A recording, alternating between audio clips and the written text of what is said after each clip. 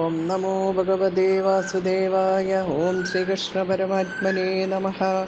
എല്ലാവർക്കും നമസ്കാരം. ശ്രീമദ് നാരായണീയം ദശകം 4 ശ്ലോകം 12.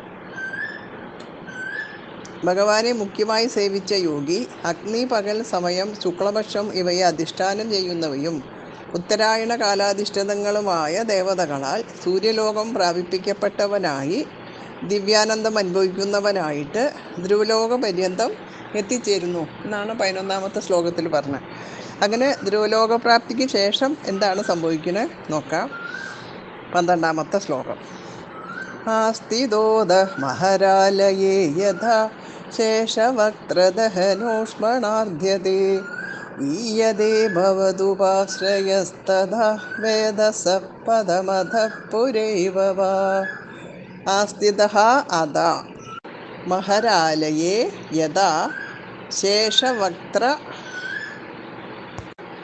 ദഹനോഷ്മണാ അർധ്യതേ ഈയതേ ഭവതുപാശ്രയഃ തഥാ വേദസഃ പദം അധ പുരൈവ പുര ഏവ വാ. ആസ്തിദോദ മഹരാലയേ യഥാ ശേഷവക്ത്രദഹനോഷ്മണാർധ്യതേ ഈയതേ ഭവതുപാശ്രയസ്തഥാ വേദസഃ പദമധഃ പുരൈവ വാ. അത മഹരാലയേ ആസ്ഥിതഃ.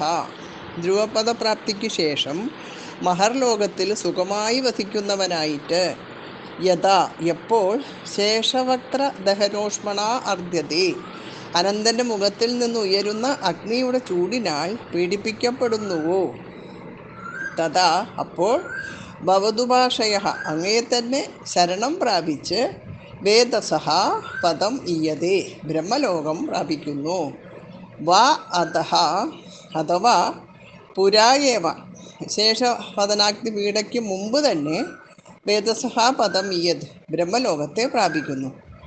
അതായത് ധ്രുവപദപ്രാപ്തിക്ക് ശേഷം മഹർലോകത്തിൽ സുഖമായി വസിക്കുന്നവനായിട്ട് എപ്പോൾ അനന്തൻ്റെ മുഖത്തിൽ നിന്ന് ഉയരുന്ന അഗ്നിയുടെ ചൂടിനാൽ പീഡിപ്പിക്കപ്പെടുന്നുവോ അപ്പോൾ അങ്ങയെ തന്നെ ശരണം പ്രാപിച്ച് ബ്രഹ്മലോകം പ്രാപിക്കുന്നു. അല്ലെങ്കിൽ ശേഷവദനാഗ്നി പീഡയ്ക്ക് മുമ്പ് തന്നെ ബ്രഹ്മലോകത്തെ പ്രാപിക്കുന്നു.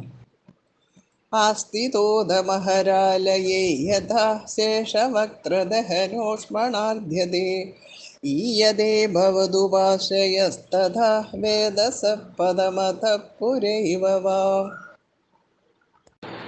ആസ്തിദോദ മഹരാലയേ യഥാ ശേഷവക്ത്രദഹനോഷ്മണാർധ്യതേ ഈയതേ ഭവതുപാശ്രയസ്തഥാ വേദസഃ പദമധഃ പുരൈവ വാ.